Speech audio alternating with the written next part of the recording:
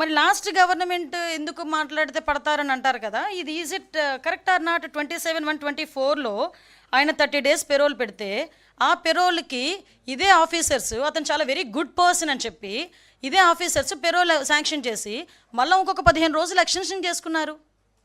మేము ఈరోజు ఆ పని చేయలే. ఎస్ వెయిట్ నన్ను కంప్లీట్ చేయనియండి. ఇందా మీరు కంప్లీట్ చేయమని అడిగారు కదా, let it be complete. Yes, parole ఎలా వచ్చింది అన్నది నేను తర్వాత మా రిపోర్ట్స్లో మేము చెప్తామని చెప్పాను. ఒకటి. నెక్స్ట్ థింగ్, పెరోల్ వచ్చిన తర్వాత ఇతను ఒక నెటోరియస్ క్యాండిడేట్, పెరోల్ రాకూడదు అన్న సంగతి మా దృష్టికి వచ్చి ఇమీడియట్గా మేము విత్ ఇన్ 1 weekలోనే పెరోల్ క్యాన్సిల్ చేసి అతన్ని తిరిగి మళ్ళీ జైల్లో పెట్టాం. ఇలా 45 రోజులు బయట పెట్టలేదా? మేము తీసుకొచ్చి మేము పెట్టాం కదా, అది మా చిత్తశుద్ధి అని మీరు అనుకుంటున్నారు. You are stick on your word, I'm stick on my word. Please, నేను జైల్స్ డిపార్ట్మెంట్తో కరెక్ట్గా 4 days బిఫోర్ నేను రివ్యూ పెట్టుకున్నా. కావలిస్తే ప్రెస్లో వచ్చింది, ఫొటోస్ ఉన్నాయి, జస్ట్ చెక్అవుట్. ఆ రోజు నాకు ఆ సూపరింటెండెంట్ నాకు చెప్పాడు, madam he is very notorious candidate, అతని పెరోల్ వచ్చింది, జస్ట్ ఒకసారి చెక్ చేసుకోవాలి, లేకపోతే మనం ఇబ్బంది పడతాం. వెంటనే నేను ఆ రోజు ఆర్డర్ ఇచ్చాను. సైమిల్టేనియస్గా ఆ రోజు వార్త వచ్చిన తర్వాత ఆ పెరోల్ అన్నది క్యాన్సిల్ అయింది. కానీ ఇంతకు ముందే జరిగింది మా జైల్స్ శాఖ డిస్కషన్. ప్లీజ్ ఒకసారి కనుక్కోండి. ఇదేమో మూసుకొని కూర్చోవాల్సిన, దాచుకొని కూర్చోవాల్సిన అవసరం ఏం లేదు కదా. మీరు ఒకటే చెప్తున్నాను, ఇప్పటికీ నేను చెప్తున్నా, స్టిక్ ఆన్ అయి ఉన్నా. Whatever your word, you are stick on thus. నేను నా వర్డ్కి నేను స్టిక్ ఆన్ అవుతున్నా. అందుకే కదా ప్రాసెస్ చేసి ఆపాము. పెరోల్ ఆపాము, పెరోల్కి ఇవ్వకూడదని చెప్పాము, అతన్ని తీసుకొచ్చి మళ్ళీ జైల్లో పెట్టాము. అతని వెనకాతలు ఏం జరుగుతుంది, పెరోల్ ఇవ్వడానికి ఎవరెవరు ఇందులో సహకరించారు దాని మీద ఎంక్వైరీ జరుగుతుంది. ఎవరైతే దట్ లేడీ, ఆవిడ బ్యాక్గ్రౌండ్ ఏంటంటే అట్లా ఎంక్వైరీ జరుగుతుంది. ఆవిడ వెనకాతలు ఎవరెవరిని బేస్ చేసుకొని ఆవిడ ఇంత నెట్వర్క్ చేసిందన్న దాని మీద ఎంక్వైరీ జరుగుతుంది. ఎవరిని వదిలిపెట్టే ప్రసక్తి లేదు. ఈరోజు మేము మరీ చెప్తున్నామండి, ఇలాంటి క్యాండిడేట్స్ కనుక ఎవరైనా, ఇలాంటి గ్యాంగ్ కనుక రాష్ట్రంలో ఎక్కడున్నా కూడా, ఏమండి మీకు ఒకటే చెప్తున్నా, ఇక్కడ ఉన్నది చంద్రబాబు నాయుడు గారండి ముఖ్యమంత్రిగా, అది మీరు అర్థం చేసుకోవాలి. చంద్రబాబు నాయుడు గారు పెద్ద ఫ్యాక్షనిస్టులనే ఆ రోజు వాళ్ళందరినీ కూడా కంట్రోల్ చేసిన పరిస్థితి, నక్సలిజాన్ని కంట్రోల్ చేసిన పరిస్థితి. ఈ రోజుకి కూడా గాంజా కూకట వేలతో ముందుకెళ్ళిపోతే, ఈ రోజుకి మేము ఎన్ని బాధలు పడుతున్నాం, వ్యవస్థలని నిర్వీర్యం అయిపోతే వాటిని తిరిగి సెటైట్ చేయడానికి మేము ఎన్ని బాధలు పడుతున్నాం మాకు తెలుసు. ఒక పక్క నుంచి సోషల్ మీడియాలో ఇలాంటి వాళ్ళు చేస్తున్న దుష్ప్రచారాన్ని తిప్పికొట్టడం ఒకవైపు, ఒక పక్క నుంచి సోషల్ ఎలిమెంట్స్ని కట్టడి చేయడం ఒకవైపు, ఒక పక్క నుంచి లా అండ్ ఆర్డర్ని సెటైట్ చేయడం ఒకవైపు, ఒక పక్క నుంచి డెవలప్మెంట్ ఒకవైపు, ఒక పక్క నుంచి వెల్ఫేర్, ఇవన్నీ మేము కీ రోల్స్ అన్నీ మేము ప్లే చేస్తున్నాం. అవసరమైతే దయచేసి మీరందరూ కూడా సహకరించండి, ప్రజలు సహకరించండి, మేము అది కోరుకుంటున్నాం. ఈరోజు ఒక ఎన్డీఏ కూటమి ప్రభుత్వం ఎవరిని కూడా, ముఖ్యంగా తప్పు చేసిన వాడిని వెనకేసుకొచ్చే ప్రసక్తి లేదు. అది అలా చెయ్యరు ఎన్డీఏ కూటమి.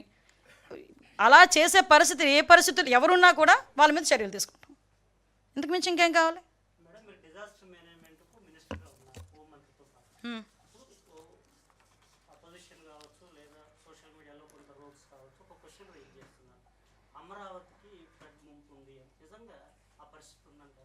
అలా ఉండుంటే ఈరోజు వస్తారా మీరు ఇక్కడికి?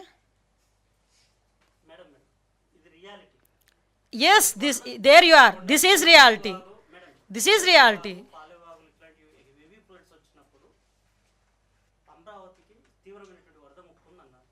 ముప్పు ఉందని ఎవరు చెప్పారు సార్? డిజాస్టర్ మేనేజ్మెంట్ నుంచి ఏమైనా అనౌన్స్ చేసిందా? నేను చెప్తున్నా మీకు, ఎవరు అనౌన్స్? నేను అదే చెప్తున్నా, మేము డిజాస్టర్ మేనేజ్మెంట్ నుంచి మీకు వరద ముప్పు ఉంది అంటే మీరు అలర్ట్ అవ్వాలి. మేము మాట్లాడట్లేదు దాని గురించి. మేము మా సహాయ చర్యలో మేము ఉంటున్నాం. ఈ రోజుకి ప్రకాశం బ్యారేజ్కి ఫస్ట్ వార్నింగ్ లెవెల్ మాత్రమే వచ్చింది. మొన్న సెకండ్ వార్నింగ్ లెవెల్ వరకు వచ్చిన తర్వాత కూడా రిసైడ్ అయ్యింది. ఆ విషయాలు మరి ప్రతిరోజు ప్రజలకు మేము చెప్తూనే ఉన్నాం. దయచేసి మీ నెంబర్ మా డిజాస్టర్ మేనేజ్మెంట్ ఆఫీస్లో లేనట్టుంది. ఉరుములు పడినా మెరుపులు పడినా కూడా మేము అలర్ట్ ఇస్తున్నాం. ఆఖరి మీ గ్రామాల్లో, మీ చుట్టుపక్కల ఇలా మధ్యలోనికి ఏదైనా వాటర్ వచ్చినా కూడా మీకు అలర్ట్ ఇస్తున్నాం. అటువంటి పరిస్థితుల్లో అంత అలర్టింగ్ సిస్టమ్ ఈరోజు డెవలప్ అయింది. ఒకనొక సందర్భం డిజాస్టర్ మేనేజ్మెంట్ అంటే నెంబర్ 1 పొజిషన్లో ఉండేది చంద్రబాబు నాయుడు గారి హయాంలో. లాస్ట్ 5 సంవత్సరాలు మూలన పడేశారు. మళ్ళీ తీసుకొచ్చి తిరిగి మేమంతా రీస్టోర్ చేస్తున్నాం. గమనించండి, ఇంతకు ముందు ప్రకాశం బ్యారేజ్లో 70 గేట్లు ఉంటే 69 గేట్లు పనిచేస్తున్నా, ఒక గేట్ పనిచేయట్లేదని ఇష్టానుసారంగా మాట్లాడితే దానికి నేను సమాధానం చెప్పాలా? దానికి అలా పెట్టినోడి గురించి మేము చర్యలు తీసుకోకుండా ఉండాలా అండి? ఎక్కడో పులివెందుల్లో ఎలక్షన్ జరిగితే, ఎక్కడో ఎలక్షన్ తీసుకొచ్చి రిగ్గింగ్ జరిగిందని ఒక మాజీ మంత్రి బయటకు వచ్చి సోషల్ మీడియాలో, ట్విట్టర్లో పెడితే మేము చర్యలు తీసుకోకూడదా? మేము కేసులు పెట్టకూడదా అండి? ఒకసారి చెప్పండి. ఈరోజు ప్రభుత్వం మీద అక్కసుతోని బురద జల్లే ప్రయత్నాలు చేస్తున్నప్పుడు మేము వారించుకోవాల్సిన అవసరం ఉంది. ప్రజలకి మీద ఏది రాంగ్ ఏది రైట్ చెప్పాల్సిన బాధ్యత మాకుంది. వాటితో పాటు అలాంటి వాళ్ళని అరికట్ట బాధ్యత కూడా మాకుంది. దట్స్ వై ఎస్ అదే చెప్పాను ఇందాక, కంపల్సరీగా వస్తుందండి సమావేశాలను, దాని మీద ఒక యాక్ట్ వస్తుంది.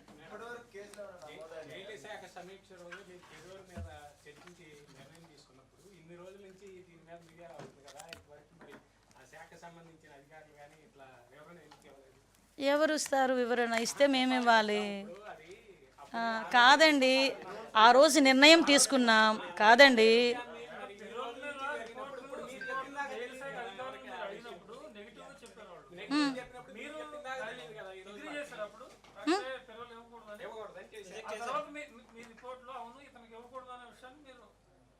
ఇందాక మీకు చెప్పింది ఏంటండి, కాబట్టే కదా నేను అది ఎలా వచ్చిందని ఎంక్వైరీ చేస్తున్నామని చెప్పాను. కాదండి,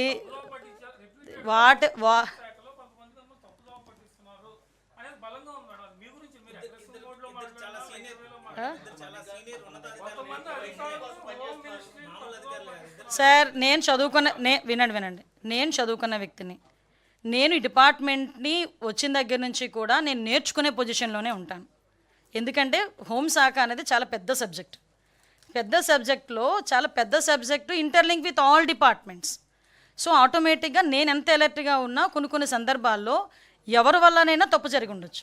జబ్బు జరిగినా ఆటోమేటిక్గా మమ్మల్నే మాట్లాడతారు. దానికి నేను ఒప్పుకుంటున్నాను, నేనేం మాట్లాడలే. దాని గురించి నేనేమి వివరణ ఇది తప్పు జరగలేదనో ఏం జరగలేదో నేను చెప్పట్లే. నేనేమంటానంటే తప్పు జరిగిన ఇలా జరగకూడదు అని వచ్చిన వెంటనే మేము నిర్ణయం తీసుకున్నామా లేదా? మీరు దాన్ని దయచేసి ప్రొజెక్ట్ చేయండి. మీరు ముప్పు ఉందని ఎవరు చెప్పారు సార్? డిజాస్టర్ మేనేజ్మెంట్ నుంచి ఏమైనా అనౌన్స్ చేసిందా? నేను చెప్తున్నా మీకు, ఎవరు అనౌన్స్ నేను అదే చెప్తున్నా. మేము డిజాస్టర్ మేనేజ్మెంట్ నుంచి మీకు వరద ముప్పు ఉంది అంటే మీరు అలర్ట్ అవ్వాలి. మేము మాట్లాడట్లే దాని గురించి. మేము మా సహాయ చర్యలో మేము ఉంటున్నాం. ఈ రోజుకి ప్రకాశం బ్యారేజ్కి ఫస్ట్ వార్నింగ్ లెవెల్ మాత్రమే వచ్చింది. మొన్న సెకండ్ వార్నింగ్ లెవెల్ వరకు వచ్చిన తర్వాత కూడా రిసైడ్ అయ్యింది. ఆ విషయాలు మరి ప్రతిరోజు ప్రజలకు మేము చెప్తూనే ఉన్నాం. దయచేసి మీ నెంబర్ మా డిజాస్టర్ మేనేజ్మెంట్ ఆఫీసులో లేనట్టుంది. ఉరుములు పడినా మెరుపులు పడినా కూడా మేము అలర్ట్ ఇస్తున్నాం. ఆఖరి మీ గ్రామాల్లో మీ చుట్టుపక్కల ఎలా మధ్యలోనికి ఏదైనా వాటర్ వచ్చినా కూడా మీకు అలర్ట్ ఇస్తున్నాం. అటువంటి పరిస్థితుల్లో అంత అలర్టింగ్ సిస్టమ్ ఈరోజు డెవలప్ అయింది. ఒకనొక సందర్భం డిజాస్టర్ మేనేజ్మెంట్ అంటే నెంబర్ 1 పొజిషన్లో ఉండేది చంద్రబాబు నాయుడు గారి హయాంలో. లాస్ట్ 5 సంవత్సరాలు మూలన పడేశారు. మళ్ళీ తీసుకొచ్చి మళ్ళీ తిరిగి మేమంతా రీస్టోర్ చేస్తున్నాం. గమనించండి, ఇంతకు ముందు ప్రకాశం బ్యారేజ్లో 70 గేట్లు ఉంటే 69 గేట్లు పనిచేస్తున్నా, ఒక గేట్ పనిచేయట్లేదని ఇష్టానుసారంగా మాట్లాడితే దానికి నేను సమాధానం చెప్పాలా? దానికి అలా పెట్టినోడి గురించి మేము చర్యలు తీసుకోకుండా ఉండాలా అండి? ఎక్కడో పులివెందుల్లో ఎలక్షన్ జరిగితే ఎక్కడో ఎలక్షన్ తీసుకొచ్చి రిగ్గింగ్ జరిగిందని ఒక మాజీ మంత్రి బయటకు వచ్చి సోషల్ మీడియాలో ట్విట్టర్లో పెడితే మేము చర్యలు తీసుకోకూడదా? మేము కేసులు పెట్టకూడదా అండి? ఒకసారి చెప్పండి. ఈరోజు ప్రభుత్వం మీద అక్కసుతోని బురద జల్లే ప్రయత్నాలు చేస్తున్నప్పుడు మేము వారించుకోవాల్సిన అవసరం ఉంది. ప్రజలకి మీద ఏది రాంగ్ ఏది రైట్ చెప్పాల్సిన బాధ్యత మాకుంది. వాటితో పాటు అలాంటి వాళ్ళని అరికట్ట బాధ్యత కూడా మాకుంది. దట్స్ వై ఎస్ అదే చెప్పాను ఇందాక, కంపల్సరీగా వస్తుందండి సమావేశాలను, దాని మీద ఒక యాక్ట్ వస్తుంది.